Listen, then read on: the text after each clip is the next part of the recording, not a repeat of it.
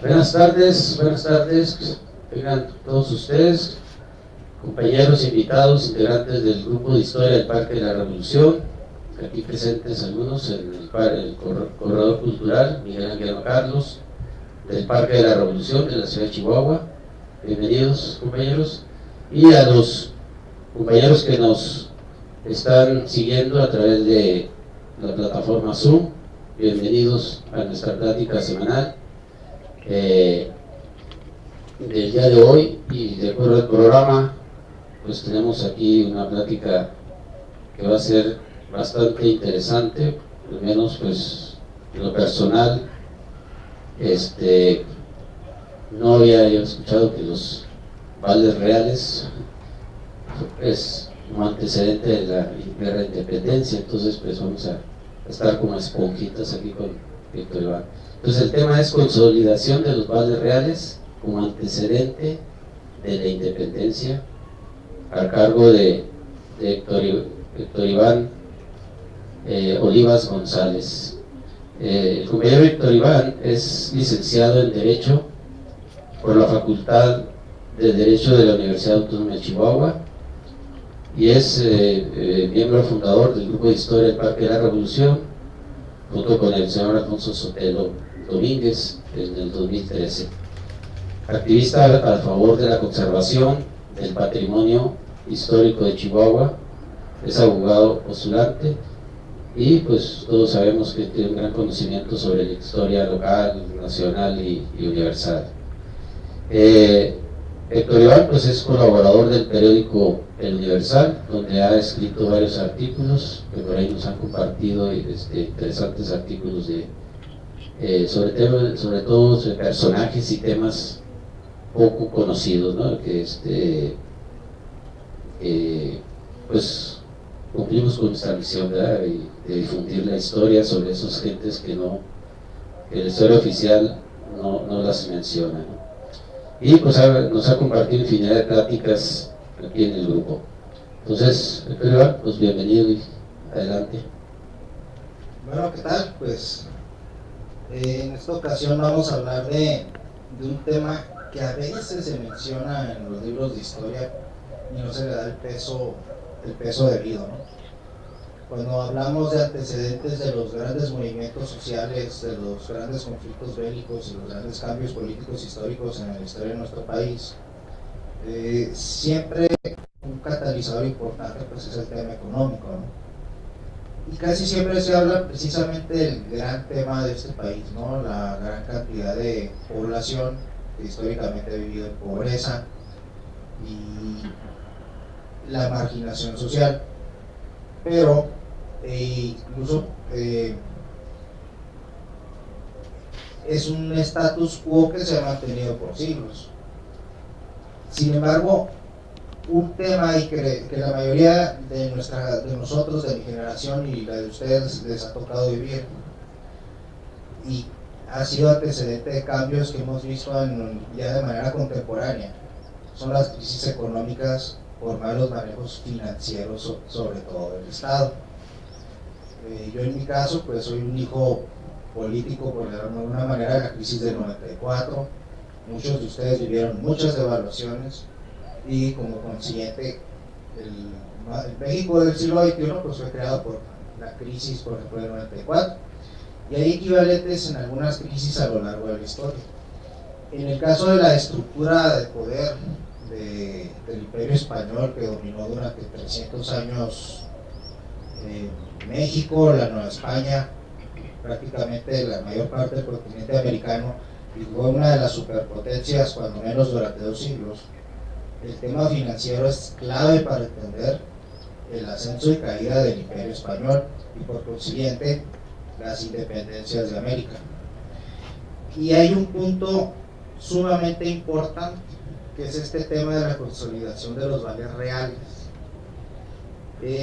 Se habla muy poco, se menciona a veces, pero no se entra a explicar, sobre todo porque son finanzas, ¿no? Y a veces son complicadas. Yo tardé un tiempo en atreverme a meterme a hablar de esto hasta entenderle bien. Y todo empieza con un acontecimiento muy importante en la historia del Imperio Español, que es el ascenso de los Borbones.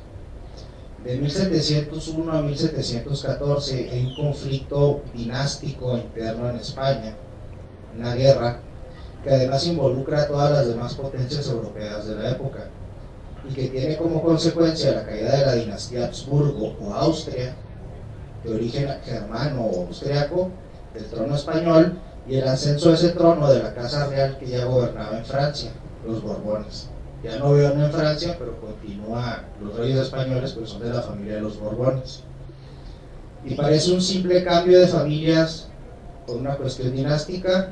Es interesante ver ese tema de la guerra de sucesión española, pero bueno, no vamos a entrar mucho en ese tema. Simplemente en los últimos Habsburgo, ya sobre todo por el tema endogámico, pues ya están muy débiles, y pues viene la oportunidad de Luis XIV de meter a uno de sus sobrinos al trono español y expandir su influencia. Y viene el advenimiento de esta nueva casa real. No solo trajo sangre nueva, sino tiene un cambio importante en la concepción de la organización política y económica de lo que fue el Imperio Español. Este cambio se expresa con las famosas reformas borbónicas, que también se mencionan en un estudio más a detalle. ¿Por qué? Porque nos habla de un proceso de centralización del poder. ¿Okay? Los Habsburgo son germanos.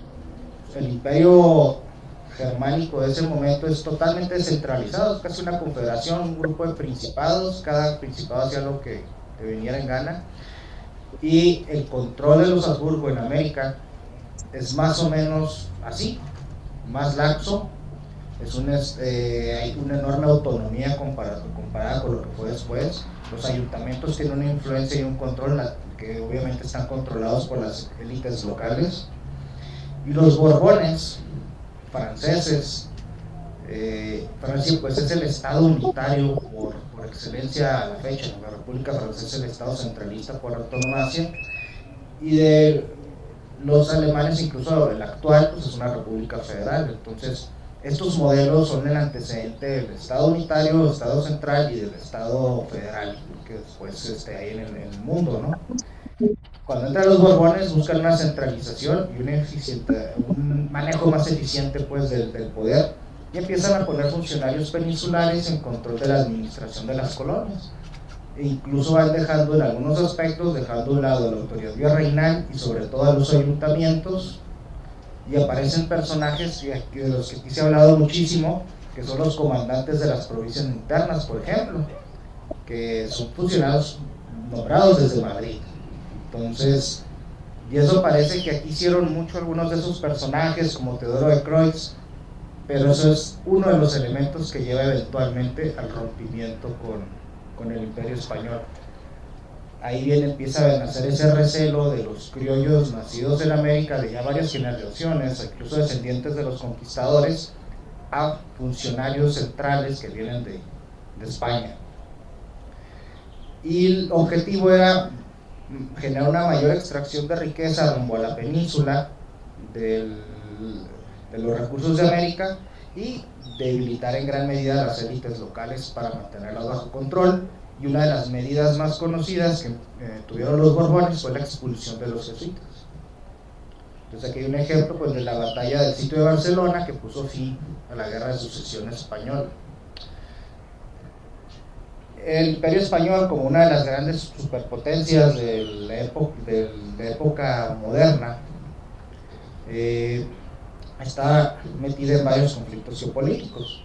Además de la guerra de sucesión española, pues el imperio está en una continua competencia defendiendo sus dominios ultramarinos con naciones o reinos como Gran Bretaña, Holanda o la propia Francia. Las riquezas de sus vastos territorios ultramarinos nunca fueron suficientes para España para tener o mantener los grandes ejércitos, desde los tercios o las grandes flotas y fuerzas navales, para mantener la hegemonía en Europa. Incluso en la época de mayor poderío del Imperio Español, hablamos siglo XVI con Felipe II, o el siglo de oro ya en el XVII, España cayó varias veces en bancarrota. Uno de esos ejemplos pues, fue la intervención española en la guerra de Estados Unidos, de la independencia pues, de los Estados Unidos.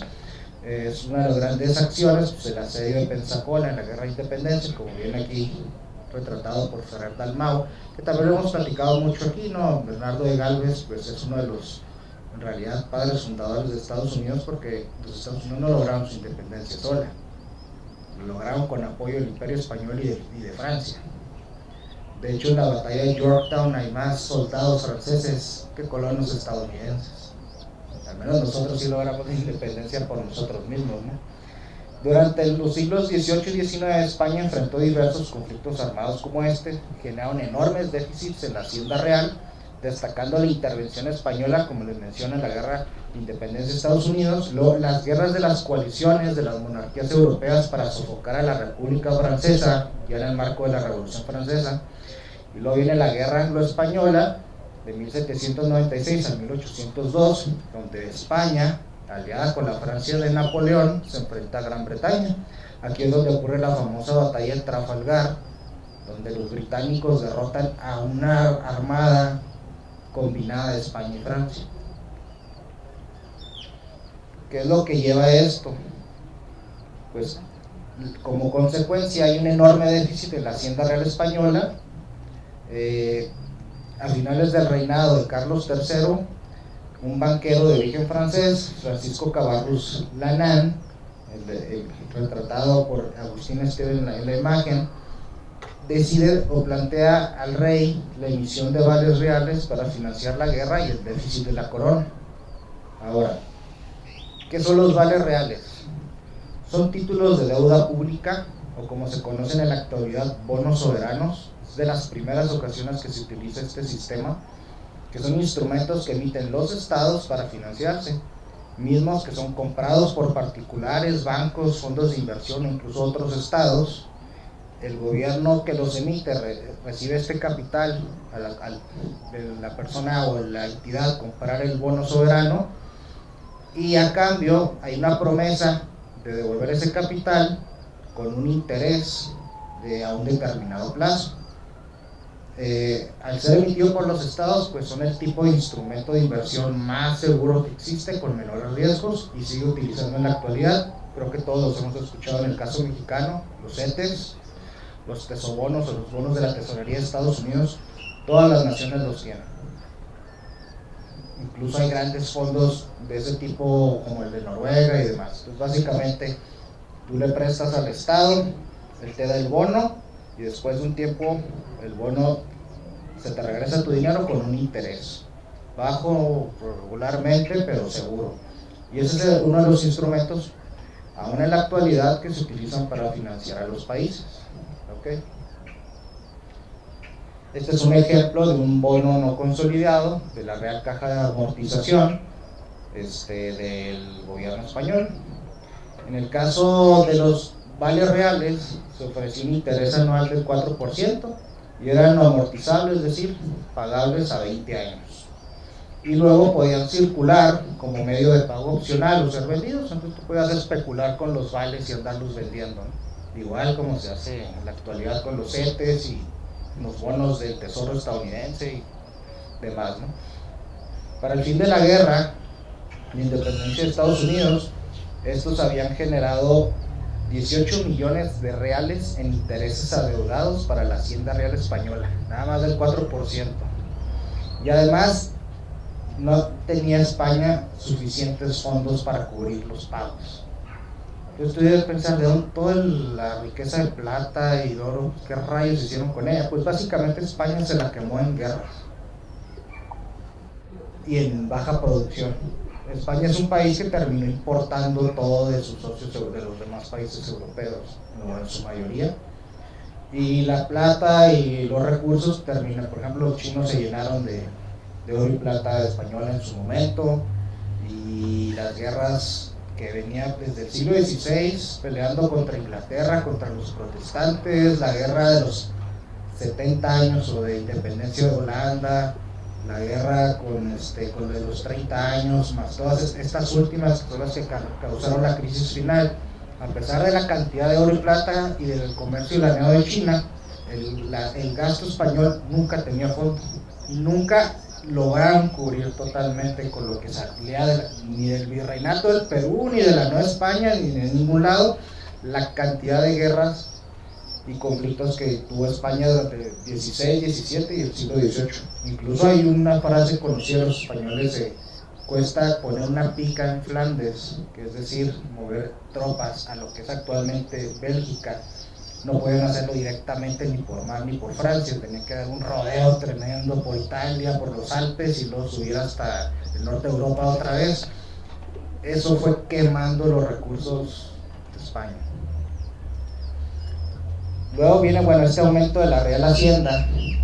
Durante el reinado de Carlos IV, creo que todos o la mayoría conocen la estatua de Carlos IV que está frente al Museo Nacional de Arte, el famoso caballito, tremenda estatua para tan poco rey.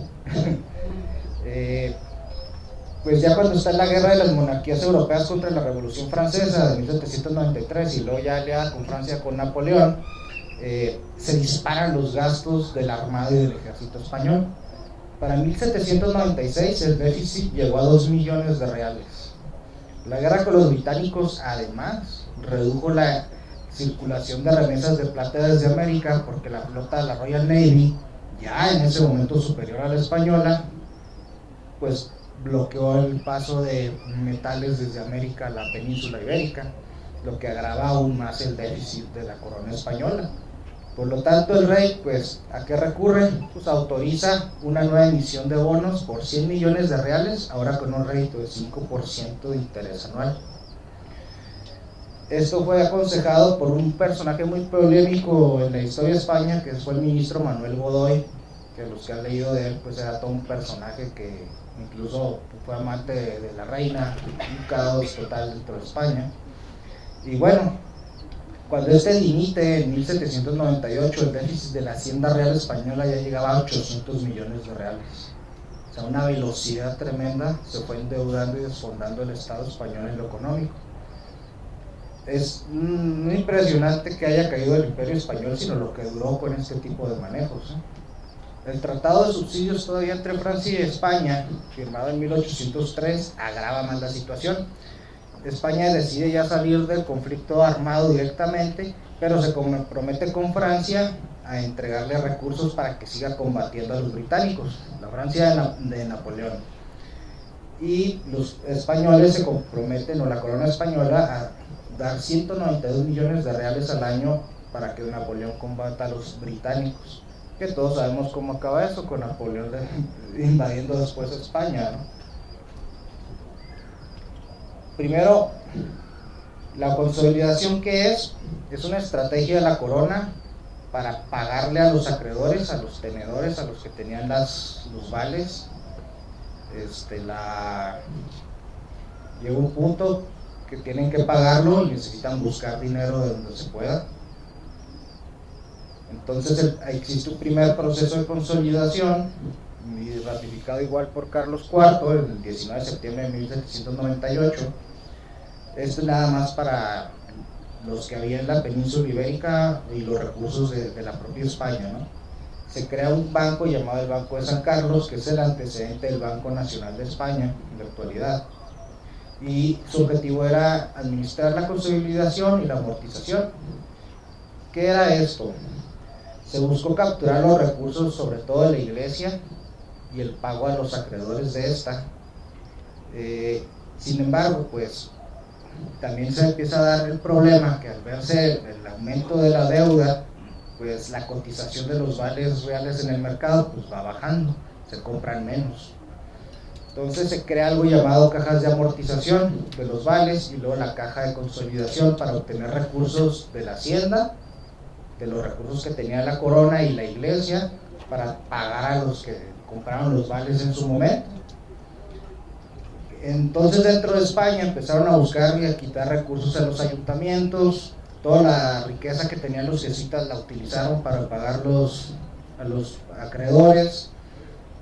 La iglesia aportó 35 millones, el clero español, buscaron otros préstamos, parte de los recursos de la aduana de Cádiz, que es la que manejaba el comercio junto con la de Sevilla de América, y bueno, más impuestos, ¿no?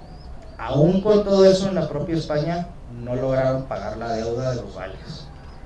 Empezaron a buscar más recursos. Ante el agravamiento se propuso emplear de los recursos de la iglesia para pagar a los que tenían los vales. Entonces se hizo algo que hemos escuchado aquí con la ley Lerdo y con las leyes de reforma: la venta de bienes de las manos muertas. ¿Qué es esto? Todos los recursos propiedad de la Iglesia Católica. No fue Juárez el malvado que se le ocurrió despojar a la iglesia para meter capital en México primero. Fue a la mismísima, sus católicas majestades, los reyes de España, los primeros que lo hicieron ya en una situación económica difícil. El 24 de noviembre de 1798 decretó que pasarían a las cajas de consolidación los bienes de los hospitales, fincas, hospicios, obras pías y patronatos para su venta. También la Iglesia de España fue despojada de sus bienes. La corona le daría, eso sí, a la iglesia un rédito del 3%, y la iglesia de buena gana, pues la corona a la que más había hecho por la iglesia, comparó con la medida.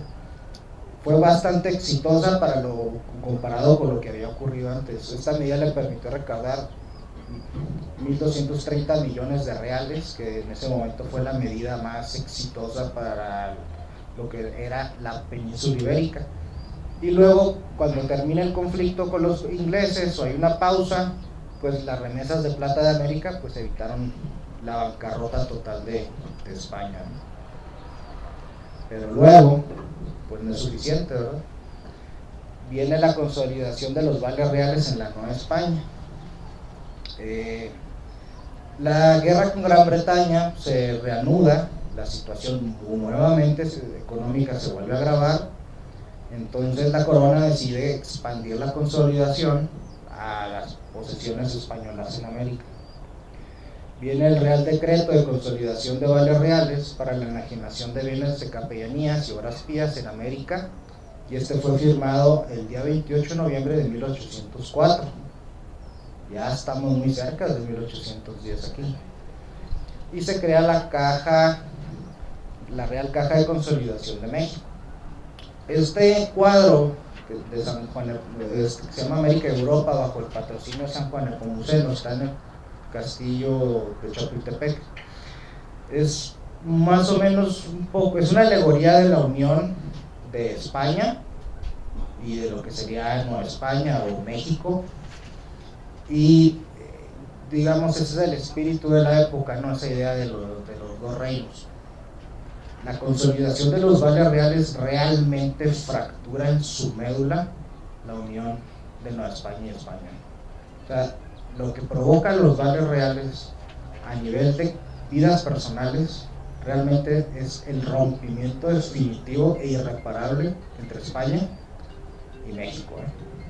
Porque esto no es un tema nada más político, esto destruyó y arruinó vidas de muchas personas, como en su momento la crisis del 94, muchas personas lo perdieron todo, y ejemplos contemporáneos.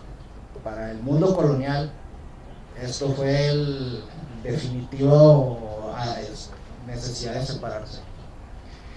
Como la de la península ibérica, la consolidación de Nueva España implicaba que las catedrales, parroquias, conventos masculinos y femeninos, capellanías, obras pías, cofradías, hospitales, colegios, entregaran a la Caja Real de Consolidación y a la Tesorería Real su dinero, sus bienes raíces y los capitales que tuvieran en inversión y préstamo a las personas para amortizar la deuda de los vales reales. Toda esa riqueza tenía que pasar a la caja de amortización y tenía que pasar a España para pagar las deudas de los acreedores de estos vales. La corona prometió un rédito de un 5% y pues esto fue una especie de préstamo forzoso a la corona. El virrey José de Iturrigaray aplicó de forma muy rigurosa la consolidación, llevando a recaudar alrededor de 10.511.704 pesos. El 70% de lo que la consolidación recaudó en el continente americano vino de la Nueva España. Y el virrey obtenía una comisión de lo recaudado, así que quién sabe qué mañas también hubo ahí, ¿no? Este es José de Iturrigaray, en la Galería de los Cuadros de los Virreyes, ahí en Chapultepec, y él es muy famoso por el tema de la conspiración del ayuntamiento, que ahorita vamos a platicar poquito. ¿Cuáles son los efectos en la economía no hispana? Bueno, hay que entender algo muy importante. En esta época no existían bancos ni sistema bancario aquí en esta parte del mundo. En Europa ya, ¿no? Y estaban las grandes familias de banqueros como los Medici, bueno, los sucesores. La iglesia no hispana era el eje del sistema financiero del virreinato y era el mayor prestamista con interés y sobre todo garantía hipotecaria. ¿Para qué? Mineros, hacendados, pequeños propietarios, comerciantes, incluso comunidades indígenas, y esto lo hacía a través de sus fundaciones religiosas. ¿Qué implicaba esto? La consolidación significaba que los capitales y bienes, así como los créditos a favor de la iglesia, serían absorbidos por la tesorería real y la Real Caja de Consolidación. Todo ese dinero de la iglesia a las cajas, a los encargados de hacer la consolidación. Primeramente implicó la desaparición del sistema bancario de la época, privando a la Nueva España de una enorme cantidad de capital que se usaba en agricultura, minería y comercio. Básicamente redujo el crédito a nada, y sin crédito una economía no se mueve. Y bueno,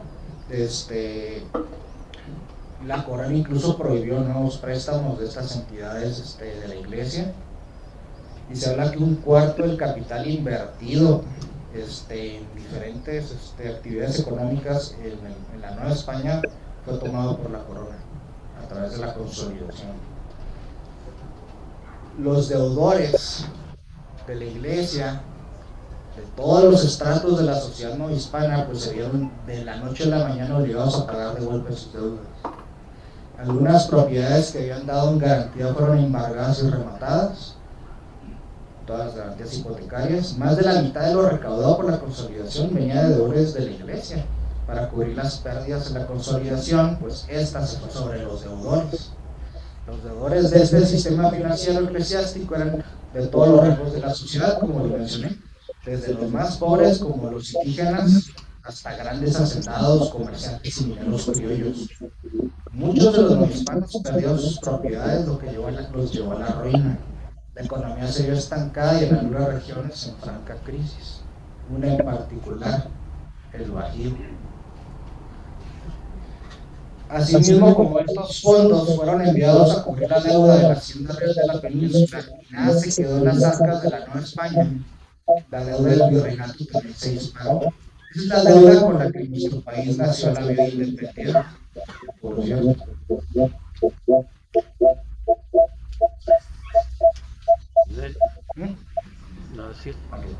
La deuda del virreinato también aumentó por los réditos prometidos a quienes se les aplicó la consolidación. 2/3 partes de los fondos de las cajas de ahorro de los campesinos indígenas, que eran de las comunidades indígenas, fueron absorbidos por la consolidación, contribuyendo aún más a su empobrecimiento. Los hospitales, hospicios e instituciones educativas fueron severamente afectados, ya que dependían de estos fondos, lo que llevó a reducir el acceso a la educación y el cuidado de los enfermos. Naturalmente, la población de la Nueva España no se tomó de muy buena manera esta medida, ¿no? La oposición a la consolidación fue considerable.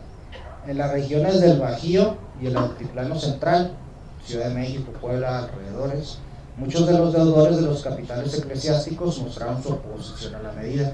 Y en este punto empezamos a encontrar la aparición de algunos personajes que se vuelven relevantes previo y durante el proceso de la independencia.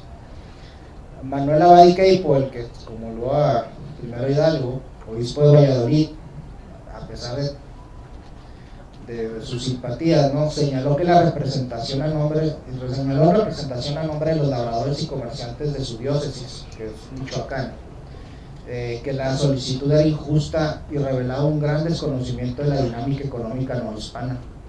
El Ayuntamiento de la Ciudad de México, personajes como Francisco Primo de Verdad, que después fue conocido por la cultura del ayuntamiento, protestaron por esta medida que será perjudicial para Nueva España.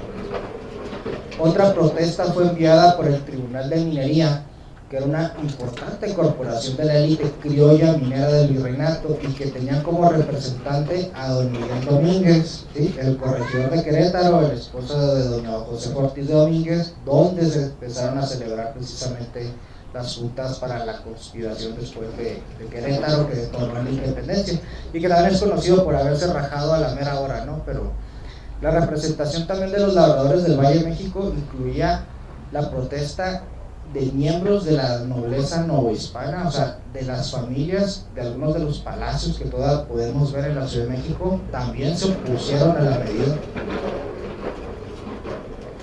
Y por primera vez hay una fuerte voz de disenso a la corona en la Nueva España.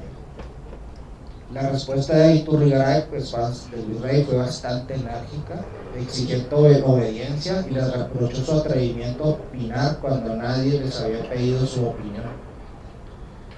El virrey ordenó arrestos de algunos de los opositores y a la consolidación, e incluso durante un tiempo el corregidor don Miguel Domínguez fue destituido de su cargo y mandó a entablar un juicio de residencia contra Manuel Abad y Queito. Si se preguntan por qué la agresividad de un levantamiento como el de Hidalgo, pues aquí tienen que no consideraban los criollos que razonar con la corona era una opción. Aquí ya tienen un antecedente cuando protestaron, destituciones, encarcelamientos, represión. Aquí hay un rompimiento que es definitivo, ¿no? ¿Cómo se da este rompimiento? Bueno, la consolidación ya propiamente como un antecedente de la independencia. Bueno, las élites criollas alzaron su voz por primera vez contra los designios de la corona y estos protestos fueron emergiendo liderazgos que tendrían influencia en el proceso de independencia. Además, bueno, la consolidación fue vista como un abuso de los españoles peninsulares contra los habitantes de América y ayudó a crear esa imagen de que ellos no solamente, los españoles solamente extraían las riquezas de Nueva España y otras colonias para cubrir sus gastos fuera de control. Aquí hay un tema porque realmente en esta época no se pensaba, nos saquearon el oro, ¿no? La idea era esta: la consolidación nos quitó nuestros bienes de trabajo, de minas, de comercio, para llevar a cubrir las guerras absurdas de la corona española, ¿no? Y luego en apoyo a alguien que eventualmente invadió España, ¿no? Y luego en apoyo al país que terminó de rematar al imperio español 100 años después, que fue Estados Unidos, ¿no? Esto también aunado ya con un resentimiento que existía por las reformas borbónicas. Entonces, en base a todo ese proceso de centralización de los borbones, empieza a generarse ese fuerte resentimiento de criollos y mestizos hacia los españoles peninsulares, hacia los gachupines. Entonces, ese resentimiento es muy fuerte, sobre todo por la consolidación. Entonces, la consolidación es el punto detonante, donde ya muchos están ya muy radicalizados y donde hay una idea de la autonomía muy fuerte. En principio la idea no es de independencia, la idea es una autonomía, ¿sí? Vamos bajo el rey, pero todo se tiene que gobernar desde aquí. No va a venir Madrid el día de mañana que ande quebrado por perder la guerra con Francia e Inglaterra a cubrir los gastos de nuestro dinero. Entonces, ahí no es tan distinto a lo que pasó con la independencia de Estados Unidos, que el pleito también inició por un tema de impuestos y representación, ¿no? No es tan diferente. O sea, que hay un tema económico. En 1808 el virrey Iturrigaray decidió ya suspender la consolidación, pero el daño ya estaba hecho. La consolidación ya había fracturado de manera definitiva y irreversible la unidad del imperio español desde su base social más elemental, que son las élites criollas dentro del propio virreinato. Élites criollas que son básicamente descendientes de los colonizadores y de los conquistadores españoles y que se habían distribuido en todo el territorio, ¿no? Esos hijos de esos conquistadores y colonizadores son, digamos, la clase alta y media que en realidad controla los territorios, ¿no? Para el imperio. Luego pues viene el tema, ¿no? Que en mayo de ese mismo año que termina la consolidación, pues Napoleón decide invadir España. El imperio queda acéfalo Y bueno, empiezan todos esos personajes que al principio levantaron su voz contra la consolidación, pues empiezan a jugar un papel más activo, ¿no? Viene la conspiración autonomista del ayuntamiento, liderada por Francisco Primo de Verdad y Ramos y Juan Francisco de Azcárate y Ledesma, que también estuvo protestando contra la consolidación. Ellos habían encabezado la oposición a la consolidación de los vales reales en la Ciudad de México. Miguel Domínguez fue reinstalado en el cargo de corregidor y bueno, todo el incidente de su destitución lo único que ayudó fue a radicalizarlo en su autonomismo y eventualmente fue clave pues en la conspiración de Querétaro que detona el movimiento insurgente de 1810. Ahora, y esto es muy importante, cuando una crisis económica generada por una medida financiera de un gobierno se convierte en un agravio personal y ese agravio personal regresa en forma de rebelión y liderazgo contra ese poder, aquí se da de la manera más clara. Los efectos económicos de la consolidación perjudicaron a la economía novohispana, pero hay una región particularmente en Nueva España que le fue muy mal con la consolidación, que es el Bajío, Guanajuato, Querétaro, zona de Michoacán, que es la cuna del movimiento independentista de 1810. Y hay dos ejemplos particulares que impactan la historia de México. Una es la familia del propio Ignacio Allende, fue una de las afectadas de la consolidación. La Junta Subalterna de Valladolid cobró a su padre, don Domingo Allende, una deuda garantizada por la hacienda de la Trasquila, y la Junta de Consolidación le embargó la hacienda y la remató.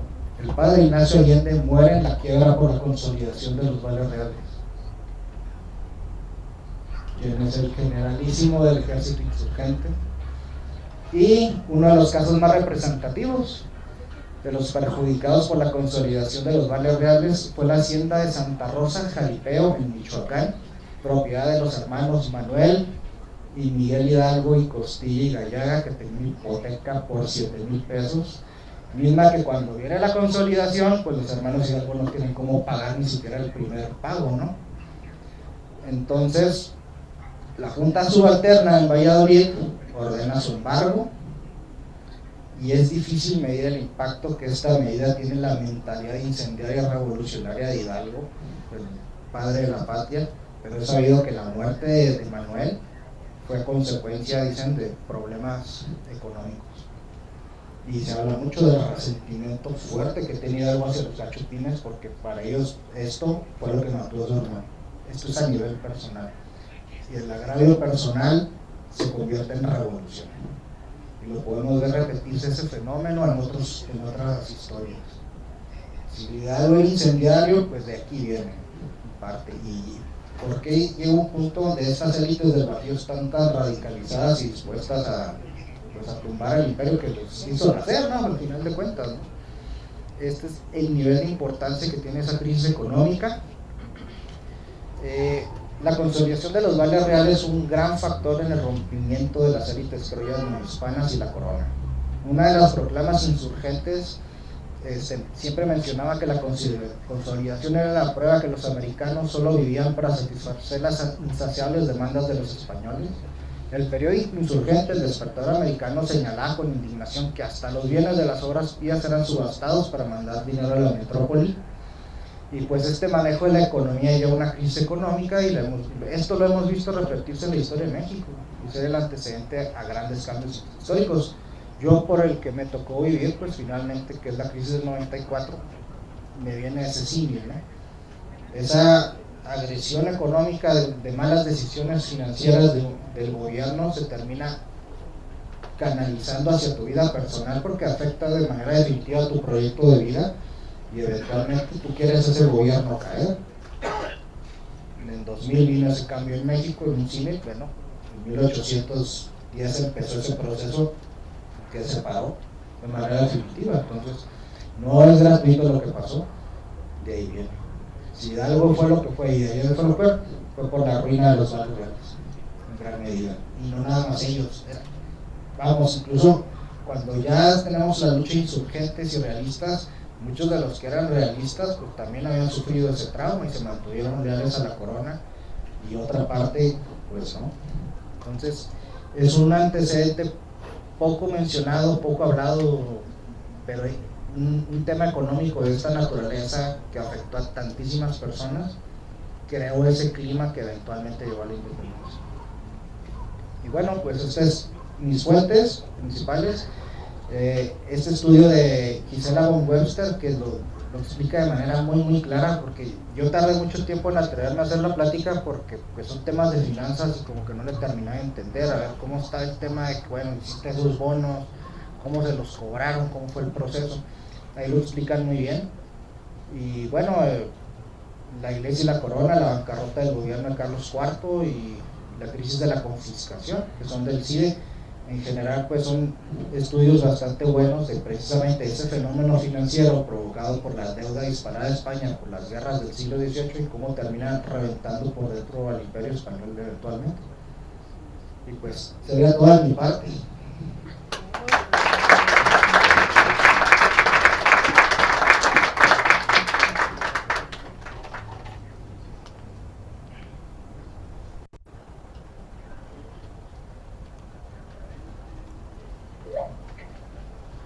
Muy bien, muy interesante tema. O sea que la historia oficial, pues en los libros de texto dice que, sobre todo por la invasión napoleónica, ¿no?, España, y que viva Fernando VII, ¿no? Muy bien, pues preguntas. Adelante, Manuel Alderete por aquí, y Alberto Trillo levantó la mano. Primero Manuel Alderete, Mario Trillo, y tenemos acá Ricardo Soriano y Armando Delgado. Muy bien. Adelante, Manuel. Bueno, sí, básicamente felicitarte, realmente buscar este tema y realmente está muy clara el impacto en las familias, en la gente, de perder todo lo que tenían por una deuda de una guerra que no se metieron ellos. Y realmente no sé si en otra oportunidad nos platicas un poco más de la historia de, yo creo que el peor rey, yo leí un documento quizá que eran los peores reyes o presidentes de España, y hay una competencia entre Carlos IV y su hijo Felipe VII. Entonces el tema es de que ese Carlos IV, que es el que está en el caballito, pues prácticamente destruyó España, dejó de gobernar, puso de gobernante a Miguel Godoy, que andaba en novio de su esposa, y el Godoy tenía 22 años, y realmente regaló la Luisiana, hizo guerras que perdió. O sea, realmente yo creo que no se puede destruir un imperio tan fácil porque lo destruyeron en su periodo, y luego después hizo amigo de Napoleón y Napoleón lo traicionó, y luego se le bajaron a Napoleón. No, es una historia de... Si hablamos mal de los presidentes de México, pues no es que no hemos seguido la de estos compas. Entonces pues, la propuesta es alguna vez nos platiques de todos los desastres que hicieron esos dos personajes, Carlos IV y Fernando VII. Sí vale la pena porque Carlos IV es un personaje nefasto, ¿no?, en la historia de España y de Nueva España, ¿no?, realmente de México y de la América española. Y no sabes,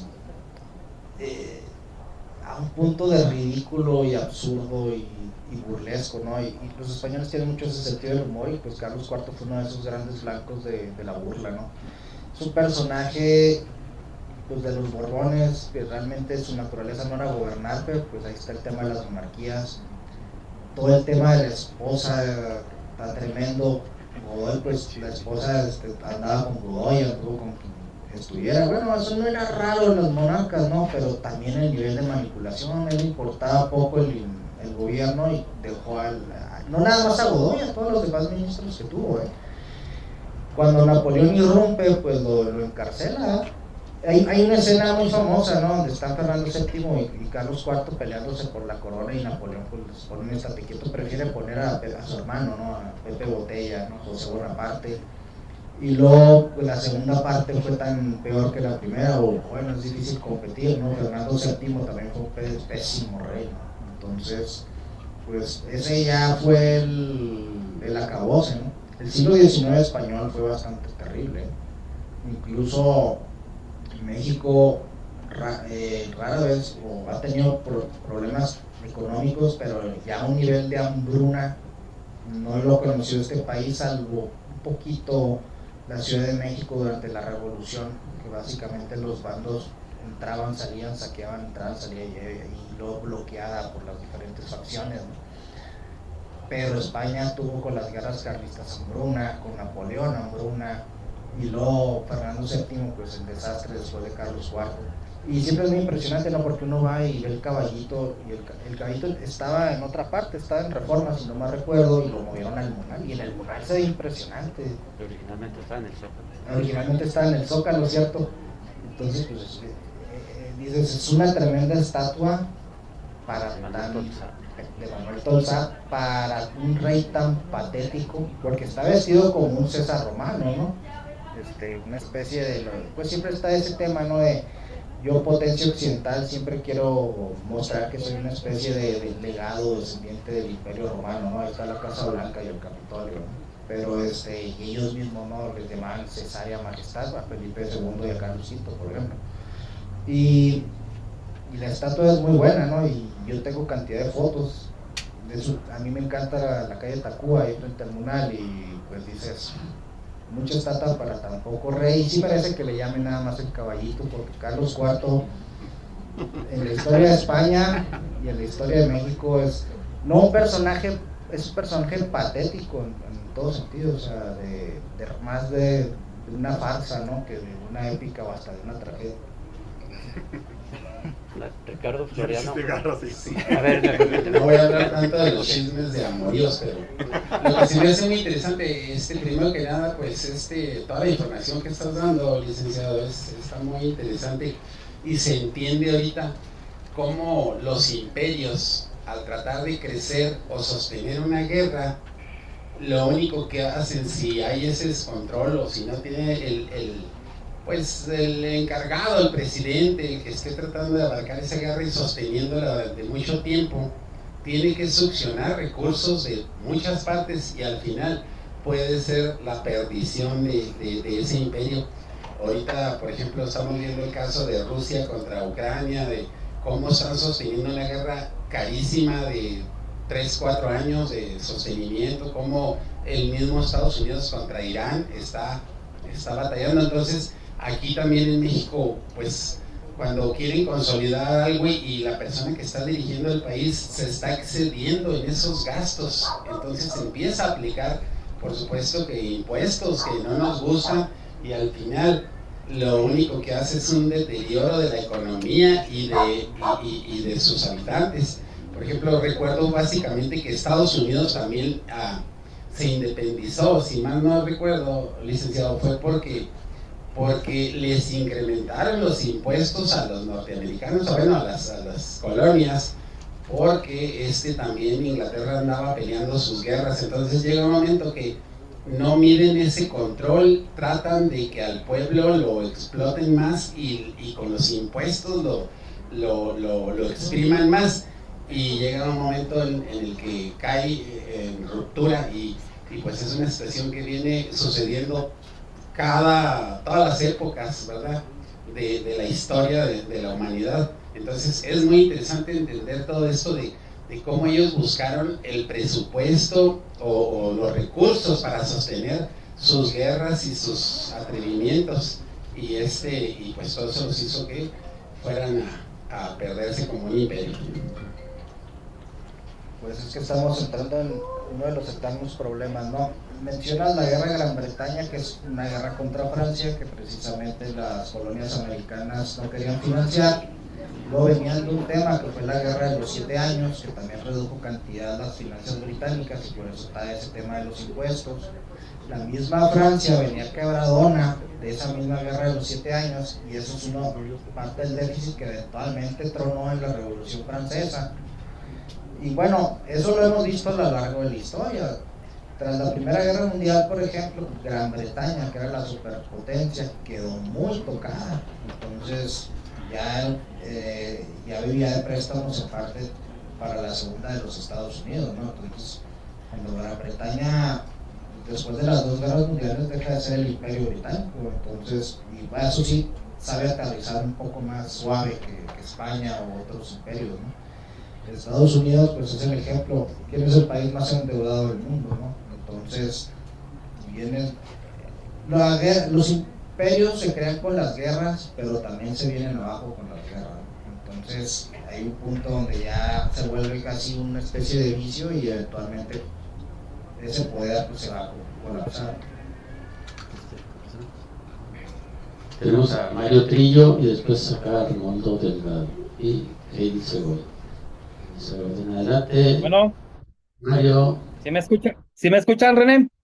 sí, Ok, pues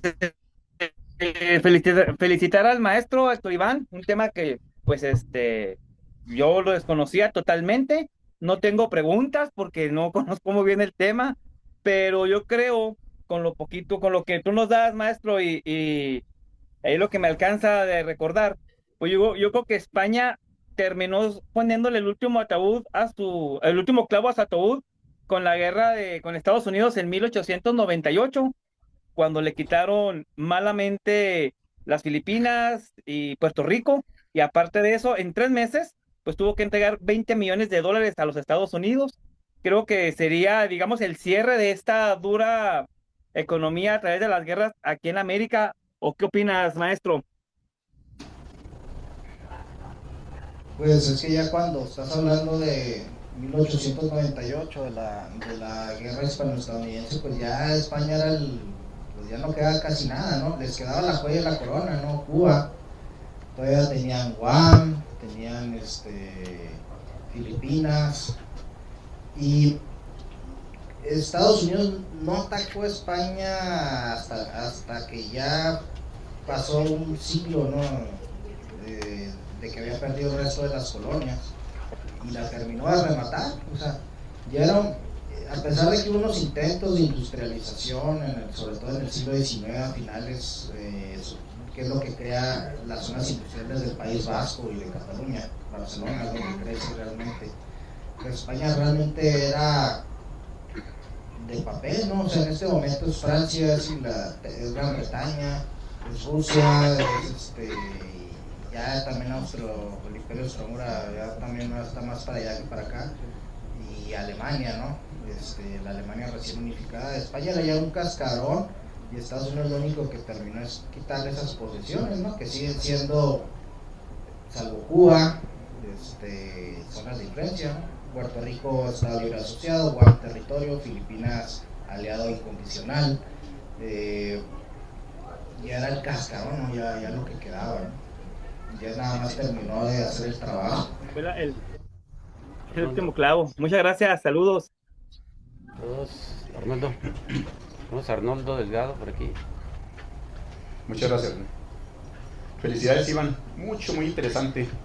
Yo nomás lo que quiero comentar es que los vales reales pues todavía existen en la actualidad, pero ya son los bonos de deuda. Los CETES, es la emisión de bonos de deuda. Y por ejemplo, tú estabas comentando que en este caso España pues tuvo una debacle financiera. No sé si a lo largo de la historia o gracias a eso que hayan nacido las agencias calificadoras de crediticias internacionales, ¿verdad? Que es lo que existe ahora. Por ejemplo, se emiten bonos de deuda de un país y que los quiere comprar un banco u otro país, se revisa la calificación crediticia actualmente, ¿verdad? De la calificación que tiene cada país para saber qué tan confiable es que se pueda estar pagando intereses o que pueda estar recuperando su dinero. Actualmente, desafortunadamente, pues nosotros, de acuerdo a las calificadoras que tenemos que existen, Moody's, Fitch, Standard & Poor's, pues estamos a un escalón nosotros de México, pues, de perder nuestra calificación crediticia.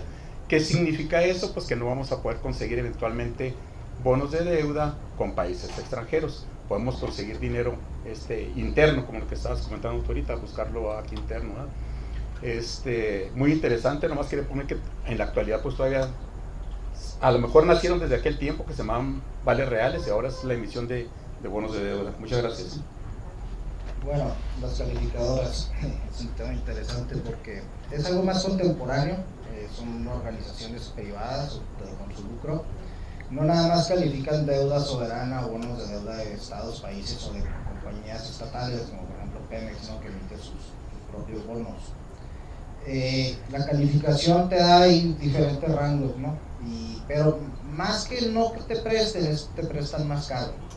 Entonces una deuda que se considera buena te presta más caro o más barato, y una que no, pues es más cara, ¿no? Y ellos solo se califican, pero aguas. Y ahí les doy un ejemplo. La deuda es un demonio de la economía que te puede llevar a la ruina, y hay otra que es la especulación financiera, que es andar sobrevaluando cosas que realmente no valen eso. Y es la burbuja famosa. Ese es un tema interesante que lo podríamos platicar desde los tulipanes en Holanda en el siglo XVII, que se volvió una especie de mercado financiero primario, y eventualmente los tulipanes valían cantidades bestiales, y un día el mercado se dio cuenta que no valía nada y viene el primer colapso económico capitalista, ¿no? Y lo hemos vivido muchas veces. Donde entre las financieras, y les voy a dar un ejemplo de Moody's. No le tengo fe a Moody's por lo siguiente: la deuda de Lehman Brothers, Moody's lo tenía calificada como de la mejor.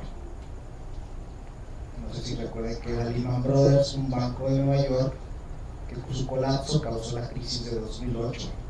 Y el mundo que tenemos ahorita con personajes como Trump viene de esa crisis. Y nos fue bien, porque la última vez que hubo una crisis de ese tamaño pasó la Segunda Guerra Mundial, que fue la del 29. Entonces, Moody's calificó como muy buena la deuda de Lehman Brothers, que pues en una semana están saliendo en cajitas los de ese banco y llevándose a la humanidad entre las patas, porque ese es el mismo caso. O sea, tienes una crisis de especulación financiera y tú no la debes ni la temes, pero puedes perder todo el patrimonio de toda tu vida por la decisión de un fulano en Wall Street. Y ese ejemplo es uno. El otro era Hoffman, no me acuerdo el apellido, que básicamente hizo un Ponzi en Wall Street, y lo dejaron hacerlo y nadie lo reguló, nadie lo controló, y eso fue otro de los factores de 2008. Ahorita hay un riesgo en el mundo, que es la IA.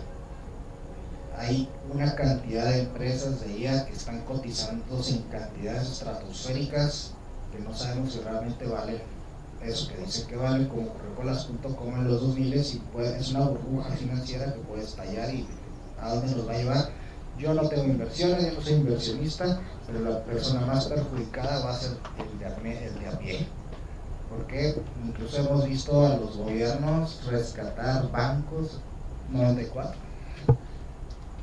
General Motors no debería existir si el mercado fuera libre. La rescató el gobierno estadounidense. Entonces, ahí es donde viene ese tema, ¿no? Nuestra economía y nuestro modo de vida desde estos tiempos, donde ya empieza a entrar todo este tema de las finanzas, de estos instrumentos, de la deuda, de los estados, ya existen en este tiempo bolsa de valores. La bolsa de valores nace por ahí del 17 en Londres, por un tema de un lugar donde vendían bolsas, y por eso se llama la bolsa, ya en estos periodos con los holandeses. Y es un sistema que un día hay millones de dólares y de la noche a la mañana ese dinero puede desaparecer. Y lo vivieron nuestros antepasados antes de la independencia, y terminó en lo que terminó, y la del 29 en Segunda Guerra Mundial, y 2008 todo lo que hemos vivido. 94 pues cambió el sistema político mexicano. O sea, las crisis económicas, que a lo mejor es una parte de la historia que a lo mejor no hemos explorado del todo, sí es uno de los catalizadores, y vienen de este tipo de cosas, de estados endeudándose fuera de control, o de grandes burbujas financieras que se arrastran a toda la población y a todos los países competitivos. Y eso es, el capitalismo como lo conocemos, pues es un fenómeno que tendrá 500 años, ¿no? Se va construyendo cuando termina el feudalismo, tienes todos estos burgos, estos grandes movimientos de capital. Precisamente el descubrimiento de América es el gran catalizador. Y luego ya vienen las revoluciones industriales, ¿no? Que ahorita estamos en una nueva con el tema de la IA, ¿no? Y la automatización. Pero cada cierto tiempo pues tienes estas burbujas que explotan. Entonces se han buscado pues, un estado que regula seguros, que respaldan los ahorros bancarios, las calificadoras, tratar de evitar esos desastres, ¿verdad? Pero tú no sabes si a la vuelta de la esquina viene lo nuevo, ¿no? Heidi Segovia, adelante, Heidi. Muchas gracias, muy buenas noches a todas, a todos. Licenciado Héctor Iván Olivas, qué gusto saludarte, escucharte y reconocerte el esfuerzo que has hecho para poder exponernos este tema de materia económica, política, que por formación sabemos lo complicado que es. Debo decirte que lo hiciste muy bien, entendiste muy bien y nos lo explicaste muy bien. Reconocer el motivo de este primer movimiento de independencia de nuestro país. El motivo, bueno, ya vimos que fue un motivo de carácter económico, siempre habíamos observado en nuestra formación de educación básica el motivo, la discriminación, una búsqueda de igualdad y también libertad, la abolición de la esclavitud. Hoy te agradezco que me hayas aportado a mí y a todos los que estamos aquí y los que próximamente verán esta conferencia en internet, este motivo tan importante, el interés privado de los criollos en relación a este fenómeno de consolidación. Muchísimas gracias. Gracias. Hay que ver siempre todo multifactorial, ¿no? Este es un factor más al proceso, ¿no? El tema, naturalmente, cuando hay una crisis económica, pues golpea de manera diferente a diferentes sectores, ¿no? Entonces, ahorita platicábamos del tema de los indígenas que tenían unas cajas de ahorro y que también se las llevaron a la consolidación. Los más vulnerables pues quedaron más vulnerables, ¿no? Tenías masas que fueron afectadas por la crisis, masas populares, que son las primeras, las que sufren más los efectos de las maneras más duras. Tienes esas clases medias criollas del Bajío que están particularmente enfurecidas con la corona, o sobre todo, si no con la corona, con el rey, sí con los españoles, incluso élites ya rompiendo. Y bueno, la desigualdad, pues aquí hay un tema de esa rivalidad política entre criollos y peninsulares que aquí se agrava. Esa gran población, esa población mestiza e indígena, pues que también, o tienen los indígenas su lugar en su república de indios, pero no puedes hacer otras cosas, que sigue habiendo ese problema. Y luego el mestizo igual, ¿no? Esa situación de igualdad. El tema de la discriminación, naturalmente la esclavitud, que es un tema que ya tenía rato manejándose, y hay muchos pequeños factores, pero siempre como que el económico es el que termina de romper al político muchas veces, y ha ocurrido muchas veces. O sea, muchas personas no dan ese salto a oponerse al sistema hasta que sufren una situación de cierta desesperación, a que sepan los problemas del sistema. Una corrupción puede ser cómoda para todos hasta que se vuelve insostenible para la colectividad, ¿no? O diferentes problemas, ¿no? Entonces, este es un factor que yo creo que sí está un poco hecho a un lado.